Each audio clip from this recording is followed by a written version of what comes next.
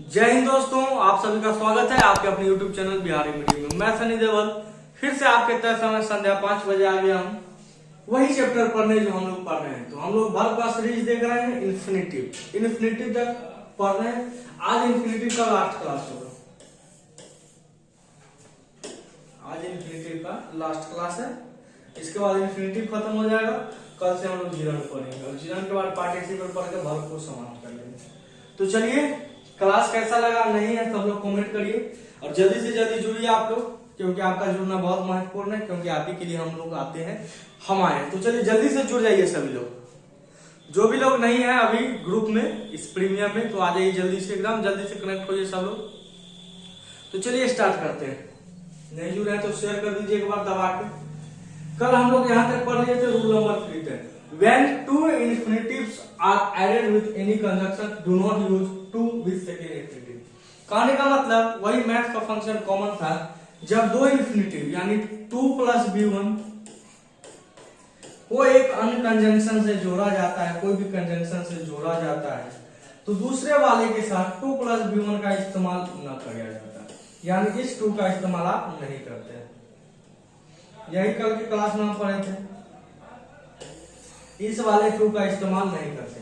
यानी क्यों नहीं करते, इसके पीछे का मकसद हम समझा दिए थे। इसके पीछे का रीजन ये होता है क्योंकि यह वाला 2 इसमें कॉमन आ जाता है, ये 2 इसमें कॉमन ले लिया जाता है, इसीलिए नहीं करते हैं। ये कोई भी आपका कंजंक्शन हो सकता है, किसी भी कंजंक्शन से आप ऐड कर, कोई भी कंजंक्शन हो सकता है। जब दो इन्फिनिटिव, जरूरी नहीं दो, हो सकता है एक आध इन्फिनिटिव और जोड़ दिया या 3 इन्फिनिटिव, तो तीनों का कॉमन एक ही कर दिया जाता है। ये होता है रूल और इससे क्वेश्चंस आते हैं। इसमें कोई लॉजिक नहीं है, हम आपको चाह कर भी रटा नहीं सकते हैं। आप क्वेश्चन के माध्यम से इसको सीखिएगा, लव करिएगा, बाकी कोई तरीका नहीं है। तो चलिए आज का क्लास स्टार्ट करते हैं। जनरली रूल नंबर 4, हम लोग एक एक नियम से चल रहे हैं। आपका रूल नंबर 4 है। आज की क्लास में हम पूरा इन्फिनिटिव खत्म भी करेंगे। Generally, we do not use split infinitive। समझिए स्प्लिट इन्फिनिटिव का मतलब क्या होता है। स्प्लिट इन्फिनिटिव का मतलब क्या होता है, देखिए, मान के चलिए इन्फिनिटिव का मतलब क्या होता है, 2 + b1, यही होता है 2 + b1। अब स्प्लिट इन्फिनिटिव कहने का मतलब यह हो गया कि इस 2 + b1 के बीच में कोई दूसरा चीज जोड़ देता है, यानी 2 + b1 बन के इन्फिनिटिव बनता है। इसके बीच में कोई दूसरा चीज समा दिया जाता है, वो एडवर्ब हो सकता है, एडजेक्टिव हो सकता है, कुछ भी हो सकता है। कहने का सारांश ये है, ये कर्ण अर्जुन की तरह होते हैं। स्प्लिट आप नहीं कर सकते। स्प्लिट का मतलब होता है हटाना, उसको हटा देता है। स्प्लिट दोनों को हटाते हैं। जैसे मोबाइल वगैरह में होता है कि कई सारा विंडोज एक साथ ओपन होता है, जो साइड से आप करके उसको साफ करते हैं मोबाइल के कोना से, इधर थर्ड बटन से, तो उसको क्या करते हैं, हटाते, स्प्लिट करते हैं। ऊपर लिखाता होगा स्प्लिट। स्प्लिट का मतलब हटा दे, आप उसको वहां से हटा रहे हैं। तो स्प्लिट करने का मतलब 2 + b1, 2 + b1 के बीच में कोई एडवर्ब आ जाता है या कुछ भी आ जाता है, तो वो होता है स्प्लिट। वो नहीं किया जाता है, आप जनरली उसको नहीं कर सकते। 2 + b1 कर्ण अर्जुन की तरह होता है, इसको आप अलग नहीं कर सकते, इस बात का ध्यान रखिएगा। तो 2 + b1 सदैव साथ आता है, बस यही कॉन्सेप्ट है और कोई कॉन्सेप्ट नहीं है। अगर 2 + b1 के बीच में कुछ आया है तो गलती वहां है, इधर उससे दिया गया है। चलिए समझते हैं। My friend spoke to completely clear the confusion. मेरा दोस्त बोला कि स्पोक मतलब स्पीक मतलब बोलना, और स्पीक का verb to speak, spoke spoken. My friend spoke to completely clear the confusion. मेरा जो दोस्त बोला कि कंफ्यूजन को कंप्लीटली, पूरी तरीके से, जो भी कंफ्यूजन आप भसर मचा रहे हैं उसको कंप्लीटली क्लियर करिए। तो देखिए, थोड़ा सा स्क्रीन छोटा कर देता हूं, समझ में आएगा। देखिए यहां पर 2 और प्लस क्लियर, यानी 2 के बाद हमको चाहिए b1, स्प्लिट इन्फिनिटिव। 2 और क्लियर के बीच में कोई भी शब्द नहीं आ सकता।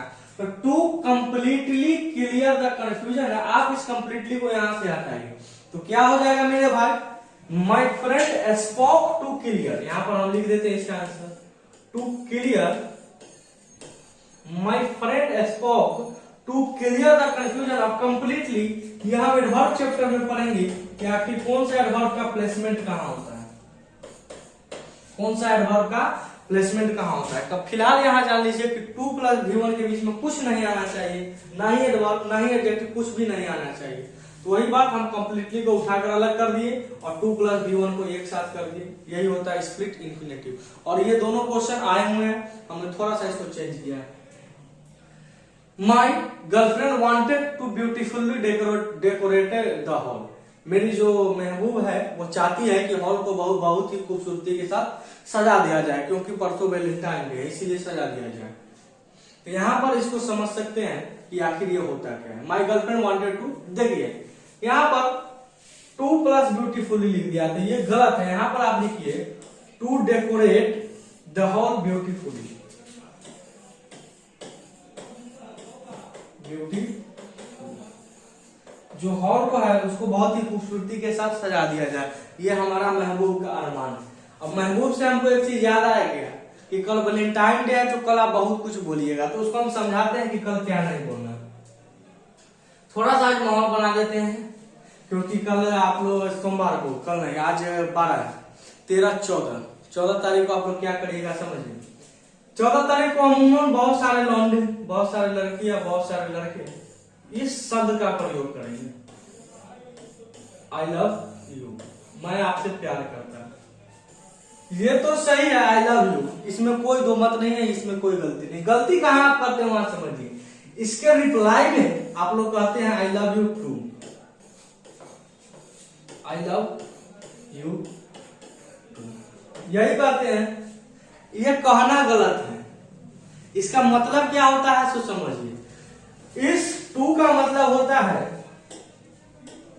भी, मैं भी आपसे प्यार करता हूं। तो अब देखिए इसका मतलब निकालिएगा, आई लव यू टू, मैं आपसे भी प्यार करता हूं, मैं आपसे भी प्यार करता हूं। अगर आपसे भी प्यार कर रहा हूं तो मेरे मन में या मेरे नजर में और भी बहुत सारे व्यक्ति होंगे, लड़कियां होंगी या लड़के होंगे जिससे हम प्यार करते हैं, जितना आपसे प्यार करते हैं। यहाँ पर पेंच फंस सकता है, तो ये शब्द का प्रयोग नहीं करिएगा, नहीं तो जो भी है चप्पल जूता से मार खाइएगा। तो क्या सर पहले लगा देते हैं आई लव टू यू।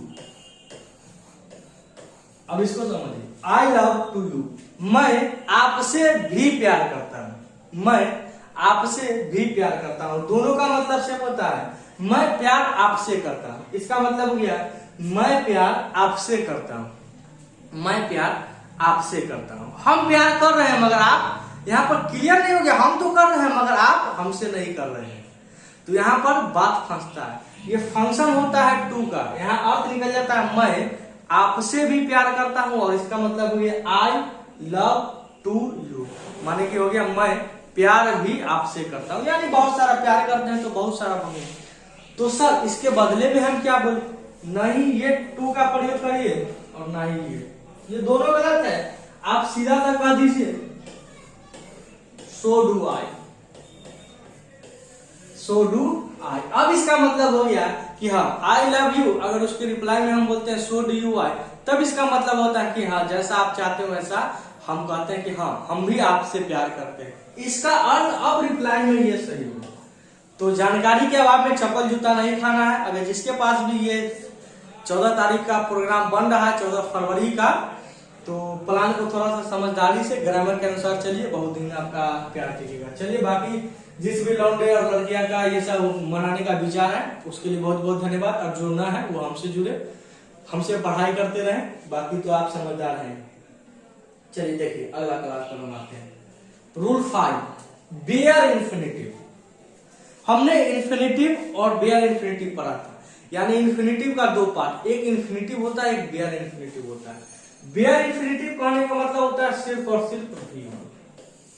देखिए अगर जब कभी भी हम बोले इन्फिनिटिव का प्रयोग किया जाता है, क्या चीज का मेरे भाई, इन्फिनिटिव का प्रयोग। इन्फिनिटिव कहने का यह मतलब होता है कि सिर्फ और सिर्फ V1, सॉरी इन्फिनिटिव कहने का मतलब होता है 2 + V1।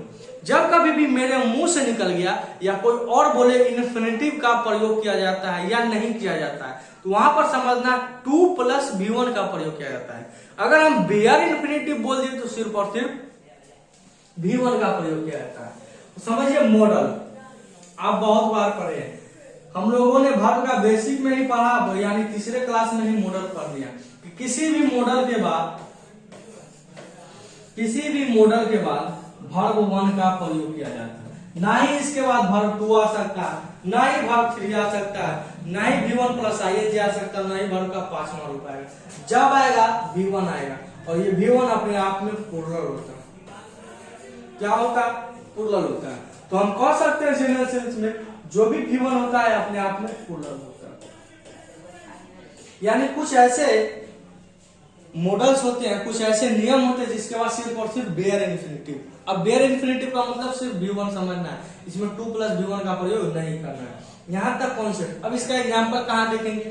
तो इसका एग्जांपल आप वर्ब के तीसरे पार्ट में कहीं भी देख सकते हैं, तीसरा, चौथा, पांचवा, छठा, तो टोटल 4 पार्ट हम मॉडल पढ़ाए हैं। तो वहां से कोनो वीडियो उठाइए और एग्जांपल देख लीजिए, समझ में आ जाएगा। तो इसका एग्जांपल हम नहीं कराएंगे। चलिए, use bare infinitive after than, except, but और। यानी कहने का मतलब ये हो गया मेरे दोस्त, ये जो 4 शब्द है देन, एक्सेप्ट, बट और, इसके बाद आप सिर्फ बेयर इन्फिनिटिव का प्रयोग करते हैं। इसके बाद 2 प्लस V1 का प्रयोग नहीं करना है, यही आपका फंक्शन होता है। अब सर इतना रूल पढ़ा रहे हैं, इसको कैसे याद रखेंगे? कि उसको याद रखने का जरूरत नहीं है। बस एक बार जब कभी भी आपको भी मौका मिले तो अपने नोटबुक को खोलिए और एक बार देख लीजिए और क्वेश्चन बनाइए। क्वेश्चन जैसे ही होगा इसके बाद हम क्वेश्चन कराएंगे, तो वो बनाइए। अगर अभी भी कोई बुक को फॉलो कर रहे हैं तो उससे बनाइए, टेस्ट करिए अपने आप को। जब तक आप अपने आप को नहीं बूस्ट करिएगा, टेस्ट नहीं करेगा कि हम इस रेस में कहाँ हैं, तब तक आपको कोई चीज की गहराई का पता नहीं चलेगा। तो अपने आप को टेस्ट करना बहुत जरूरी है, वहां से बात समझ में आती है। तो देन, एक्सेप्ट, बट और एंड, ये 4 शब्द होते हैं जिसके बाद आप बेयर इन्फिनिटिव का प्रयोग करते हैं। चलिए कुछ एग्जांपल हमने लिखा है उसको समझते हैं। You did nothing but to sleep in your life. देखिए, नथिंग बट का मतलब होता है इसके अलावा।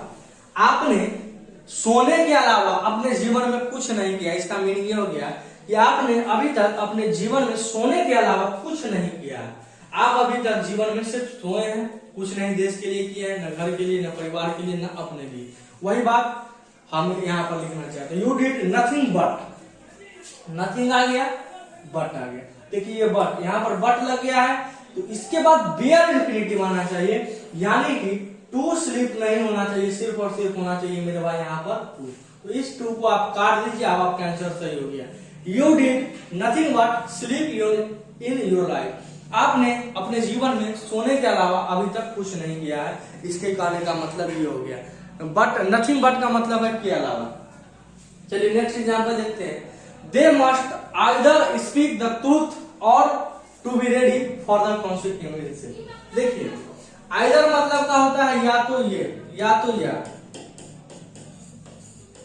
आइदर और का मतलब होता है या तो या, और नाइदर नॉर का मतलब होता है ना तो ना। नाइदर नॉर का मतलब होता है, ये सिंटेक्स में भी पढ़ना है, कंजंक्शन में भी पढ़ना है, ना तो ना। चलिए समझते हैं। They must either speak the truth or to be ready for consequences. Consequences का मतलब होता है परिणाम, जो आप कह रहे हैं। या तो आपको सत्य बोल देना चाहिए या आप परिणाम के लिए रेडी रहिए। या तो नहीं, पुलिस वगैरह बोलते हैं, या तो सच बोल दो ना, तब भुगतने के लिए तैयार हो जाओ। Risk at your own risk कहा जाता है, take your risk at your, इसी तरह से कोई फ्रेज है। तो या तो आप सत्य बोल दीजिए या परिणाम भुगतने के लिए तैयार रहिए। तो यहाँ पर देखिएगा आइदर है, आइदर के बाद और आता है, और यहाँ पर कंजंक्शन में क्या करेगा, कंजंक्शन से अगर क्वेश्चन बनाएगा तो इस और की जगह एंड का प्रयोग कर देता है, इस और के जगह पर एंड का प्रयोग कर देगा, तो वहां से कंजंक्शन का एरर बन जाता है। तो you must either speak the truth or to be ready जो किया है, यहां पर इस टू को हटाइए, क्योंकि और के बाद हमको बेयर इन्फिनिटिव चाहिए, यानी टू नहीं चाहिए। सर तो क्या ये जो बी है वो वर्ब का फर्स्ट फॉर्म होता है, हम बताए थे बी का फॉर्म। बी का मतलब होता है होना, यहाँ बी का एक फॉर्म लिया गया, सिर्फ be, be only be. Be का एक मीनिंग होता है होना। तो आप रेडी परिणाम भुगतने के लिए रेडी हो जाएगी, ये कहने का मतलब होगी। तो ये सही है, और be ready for consequences. Third number example देखते हैं, you are better able to sing than to dance. चलिए अब यहाँ पर दो कॉन्सेप्ट हम समझाते हैं। देखिए कल पढ़े थे कि निम्नलिखित एडजेक्टिव के बाद टू प्लस V1 का प्रयोग करें, इन्फिनिटिव। एबल अनेबल पहला ही था एडजेक्टिव, कल का वीडियो देखिएगा, कल का क्लास।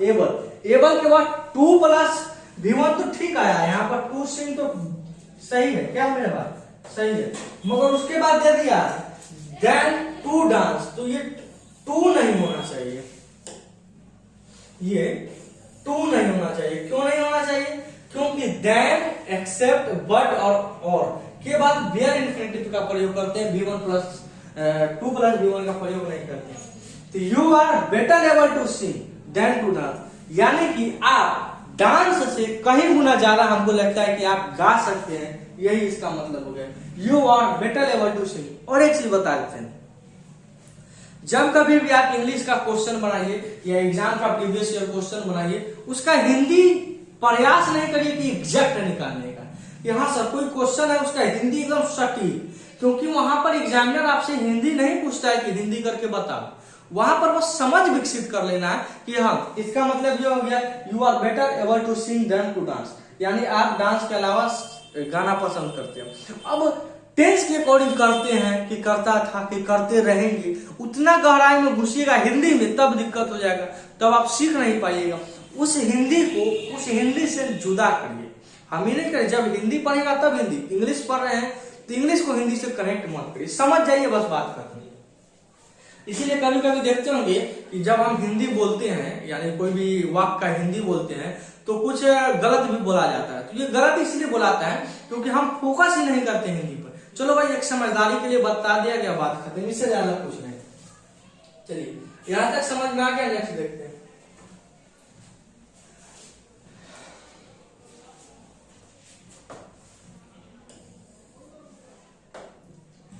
चलिए दो चीज हमने लिखा है, दो रूल एक ही साथ करवा दिए ताकि आपको समझ में आए। क्यों? Use bare infinitive after why and why not. Why और वाई नॉट के बाद आप वेयर इन्फिनिटिव का प्रयोग करते हैं। Use bare infinitive after why and why not. Why और वाई नॉट के बाद आप वेयर इन्फिनिटिव का प्रयोग करते हैं, जबकि वाई और वाई नॉट को छोड़कर कुछ भी रहे, हाउ रहे, व्हाट रहे, व्हेन रहे, वेयर रहे, विच रहे, तो उसके बाद इन्फिनिटिव। अब यहाँ पर इन्फिनिटिव का आने का मतलब नॉर्मल इन्फिनिटिव हो गया, टू प्लस V1 हो गया। अब वहां वेयर इन्फिनिटिव का आने का मतलब सिर्फ और सिर्फ V1। तो दो ही ऐसा शब्द है, देखिए WH फैमिली होता है, क्या होता है मेरा भाई? WH family. WH फैमिली में क्या होता है? वाई होता है, वेन होता है, विच होता है, हाउ होता है, व्हाट होता है, वेयर होता है, यही सब होता है। तो वाई और वाई नॉट के बाद आप वेयर इन्फिनिटिव का प्रयोग करिएगा। बाकी कोई भी चीज रहे, हाउ रहे, व्हाट रहे, वेन रहे, वेयर रहे, विच रहे, कुछ भी रहे, तो उसके बाद आपको इन्फिनिटिव का प्रयोग करना है। जैसे देखते हैं, why not to go at once. Why not go at once, क्यों नहीं आप एक बार वहां चले जाते हैं? क्यों नहीं एक बार आप वहां जाते हैं, चले जाते हैं, बात वही हो गया। तो वाई और वाई नॉट के बाद वेयर इन्फिनिटिव, इस टू को यहां से हटाना है, इस टू को यहां पर से हटाना है। तो क्वेश्चन का आंसर ये होना चाहिए, why not go at once, क्यों नहीं एक बार आप जाते हैं। Next example, why spend such a lot of money. क्यों आप इतना पैसा खर्च करते हैं? तो देखिए वाई के बाद स्पेंड आ गया है, यानी सिर्फ और सिर्फ V1 है, और सिर्फ V1 वेयर इन्फिनिटिव है, तो ये वाला एग्जांपल आपका सही है, कोई एरर नहीं है। वाई टू हेल्प टू ही, क्यों आप उससे की मदद करते हैं? तो यहाँ पर वाई के बाद टू प्लस V1 नहीं होना चाहिए, सिर्फ और सिर्फ वेयर इन्फिनिटिव होना चाहिए। वाई हेल्प टू हिम, क्यों आप उसकी मदद करते हैं? बाकी वाई और वाई नॉट के अलावा कुछ भी रहे तो उसमें आप इन्फिनिटिव का प्रयोग करते हैं। चलिए देखते हैं, he decided himself where stays for the night। उसने अपने आप से निर्धारित किया कि आज की रात वह कहां रुकेगा या कहां रुकता है। उसने अपने आप से निर्धारित किया कि आज की रात वह कहाँ रुकता है या कहाँ रुकेगा या कहाँ रुक रहा है। तो यहाँ पर वेयर के बाद वाई और वाई नॉट के अलावा कुछ भी रहे तो यहाँ पर क्या करना है मेरे पास 2 + v1 का प्रयोग करना है। तो यहाँ होना चाहिए 2 स्टे होना चाहिए। यहाँ तक कहानी आपको समझ में आ गया होगा, कहीं कोई दिक्कत नहीं होगा। दिक्कत है तो कमेंट करिए, कमेंट का रिप्लाई दिया जा रहा होगा आप सभी को। बैठे हुए हैं हमारे मोबाइल, कल का क्लास थोड़ा लेट हो गया था जिसकी वजह से 10-20 मिनट लेट हुआ था, उसके लिए हम क्षमा चाहते हैं, आप लोगों का समय बर्बाद हुआ। चलिए कुछ फंक्शन बहुत ही महत्वपूर्ण है उसको देखते हैं। हमने कुछ सिर्फ वर्ब लिखा है और उसके बाद कुछ नहीं लिखा है, तो इसको पहले लिखने से पहले एक बार समझिए। See, what, hear, notice, observe, feel, smell, taste, let दोबारा हेल्प, मेक, बीट, etc। यानी जो वर्ब ऑफ सेंसेशन है, एक प्रकार का ये verb of sensation.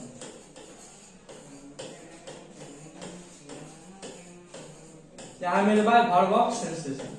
Verb of sensation कहने का मतलब जिसको आप जनरली महसूस करते हैं, जनरली आप उसको महसूस कर सकते हैं, देख रहे हैं, छू नहीं कर रहे।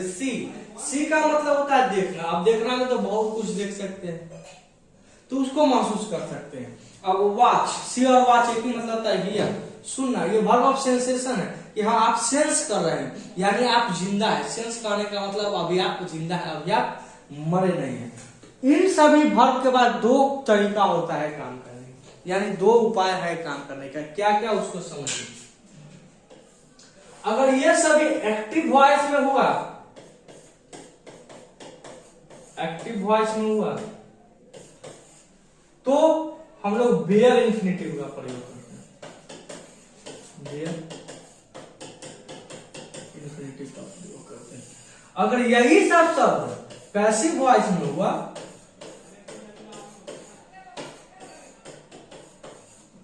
तो आप इंफिनिटिव का प्रयोग करें। इंफिनिटिव कहने का मतलब 2 + v1 का प्रयोग करते हैं।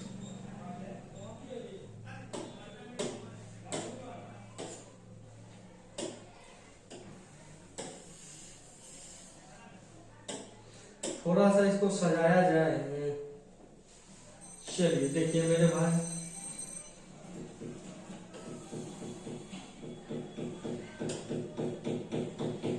देखिए इन सभी वर्ब के बाद ये सभी जो वर्ब आपको नजर आ रहा होगा, see, watch, hear, notice, observe, feel, smell, taste, let, help, make, beat. अगर ये सभी शब्द एक्टिव वॉइस में हुआ तब हम बेयर इंफिनिटिव का प्रयोग करेंगे। अगर पैसिव वॉइस हुआ तो इंफिनिटिव का प्रयोग करेंगे। अब गुरुदेव सर हमको एक्टिव और पैसिव पहचानने नहीं आता, तो हम वो कहानी समझाते हैं, उससे आपको समझ में आएगा कि एक्टिव और पैसिव को कैसे पहचानेंगे।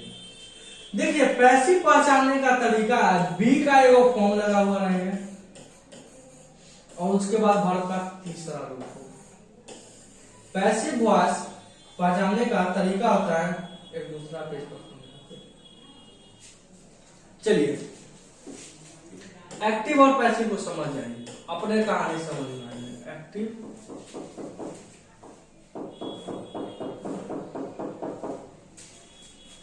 एक्टिव और पैसिव को समझिए।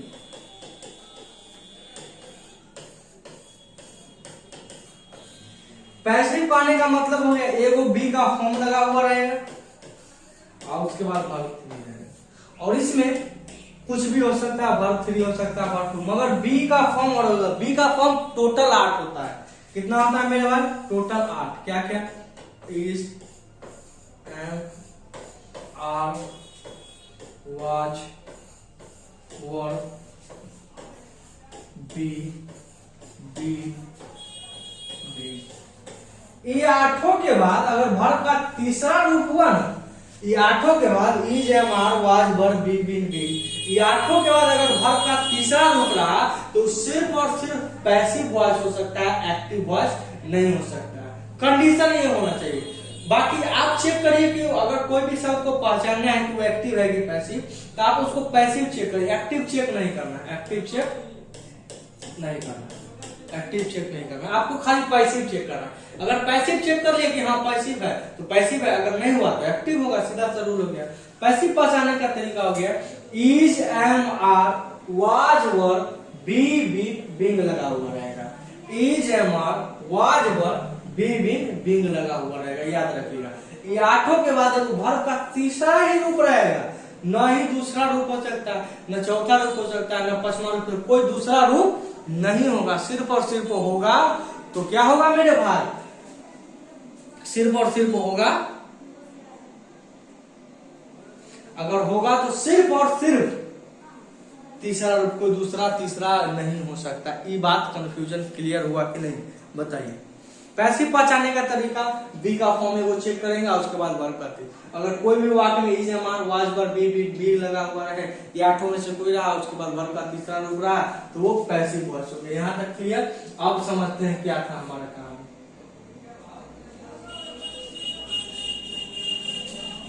इन सभी के बाद अगर इन सभी शब्द अगर एक्टिव वॉइस में हुआ तो बेयर इंफिनिटिव, अगर पैसिव वॉइस में हुआ तो इंफिनिटिव।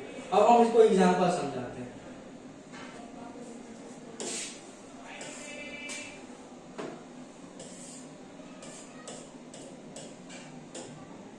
कुछ पहले एग्जांपल हम आपके लिए लिखना चाहते हैं, उसके बाद समझिए कैसे एक्टिव पैसिव पहचान। जैसे देखिए I saw him, I saw him watching the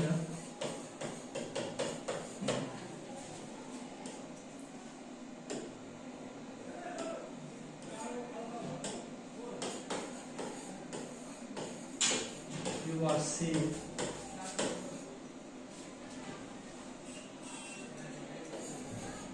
watching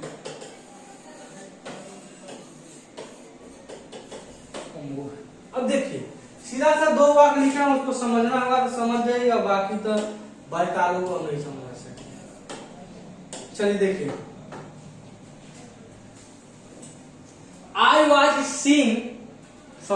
I saw him watching a movie, नीचे वाला पढ़ लीजिए, ही was seen watching a movie. दोनों के एक के दुन्ने वाक्य से क्लियर हो जाएगा। अगर समझना होगा तो यह दो काफी है, बाकी तो कोरा में मचा दीजिए। अब क्या है इसको समझिए। आई सॉ, यहाँ पर क्या लगा हुआ है, V2, क्या लगा हुआ है V2। अब V2 लगा हुआ है, जिससे पहले देखिए तो B का फॉर्म नहीं है। जब B का फॉर्म नहीं है तो एक्टिव वॉइस हो गया। यहाँ देख लीजिए वर्ब का तीसरा रूप, इससे पहले B का फॉर्म है, is am are was were be be. इसी को इस तरह से लिखा जाता, he has seen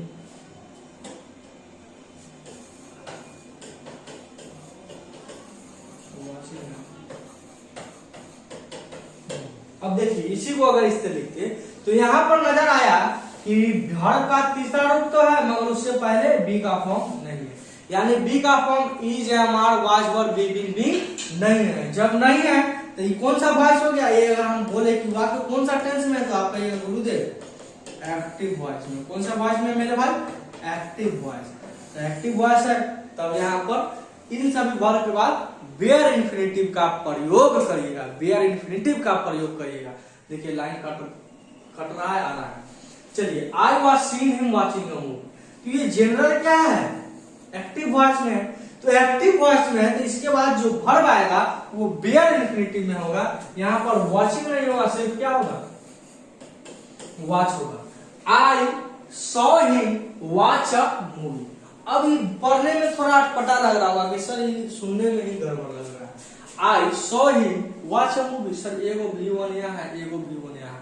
तो हाँ ये रूल ऐसा है, ये फंक्शन ऐसा है, इसको कोई बदल नहीं सकता। और ये रूल बहुत ही जरूरी है, इससे क्वेश्चन इतना आता है कि मत पूछिए, अभी भी क्वेश्चन धड़ाधड़ पूछता है। ये रूल, ये जो हम रूल लिखाए हैं ये VVI है, ये तो समझ लीजिए बहुत ज्यादा इंपॉर्टेंट है, महत्वपूर्ण है। इसके बिना तो आप कुछ समझ ही नहीं पाइएगा, याद रखिएगा।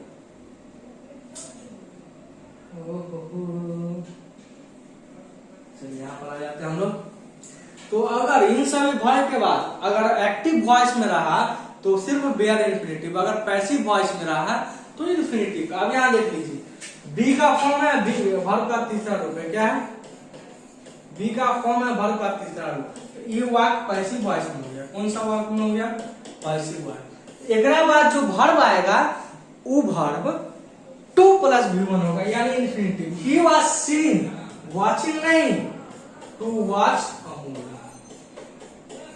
To watch a movie, to watch a movie. यहां तक कॉन्सेप्ट क्लियर। 3 नंबर एग्जांपल आप खुद समझदार है, एक्टिव है कि पैसिव। अगर एक्टिव है तो उसका बेयर इन्फिनेटिव से बनाइए, अगर पैसिव है तो इन्फिनेटिव से बनाइए। यहां तक क्लियर हुआ कि नहीं? सो बोलो, एक एक चीज क्लियर। आपका इन्फिनेटिव कंप्लीट हुआ। इन्फिनेटिव इससे बाहर कुछ नहीं आएगा। एक आध रूल बचा हुआ है, तो जिरंड और इन्फिनेटिव जब हम पढ़ लेंगे, इन्फिनेटिव पढ़ लिए, जिरंड पढ़ लिए, तो उसके बाद दोनों का मेल आता है। उस मेल में आपको वहां पर हम बताएंगे। आपको आज का होमवर्क हम देना चाहते हैं, क्योंकि हम चेक करना चाहते हैं आप पढ़ते हैं कि नहीं। आपको 1 से लेकर 10 एग्जाम्पल तक इन्फिनेटिव से बनाना है। इन्फिनेटिव से बनाइए एग्जाम्पल। और रूल नंबर, कौन रूल से आपको बनाना है हम वो बता देते हैं। ये रूल नंबर 9 से बनाना है। रूल नंबर, इसी रूल से आपको 10 एग्जाम्पल आज का होमवर्क में बनाना है। इसी रूल से आपको 10 नंबर एग्जाम्पल बनाना है। आपका होमवर्क रहा रूल नंबर 9। 10 एग्जाम्पल बनाइए, कमेंट करिए, या व्हाट्सएप भी कर सकते हैं। जिनको व्हाट्सएप चाहिए वो अपना लिंक में कमेंट में बता दीजिए, हम दे देंगे। क्या करिए, रूल नंबर 8 से 10 एग्जाम्पल, और कल हम इसका डिस्कशन कराएंगे। उसके बाद हम लोग जिरंड करेंगे।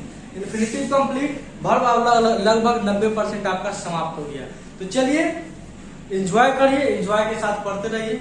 एक एक चीज हमने आपको समझाने का प्रयास कहाँ दिक्कत हुआ आप हमें कमेंट करके बताइए। मिलते हैं हम लोग नेक्स्ट वीडियो में। तब तक इस चैनल के साथ बने रहिए। अगर आपने चैनल को लाइक शेयर सब्सक्राइब नहीं किए तो कर दीजिए। सबसे पहले सब्सक्राइब करिए और शेयर करिए, तभी तो बात में मजा आएगा, और वरना कोई मजा नहीं। चलिए धन्यवाद, हम लोग मिलते हैं कल की क्लास में।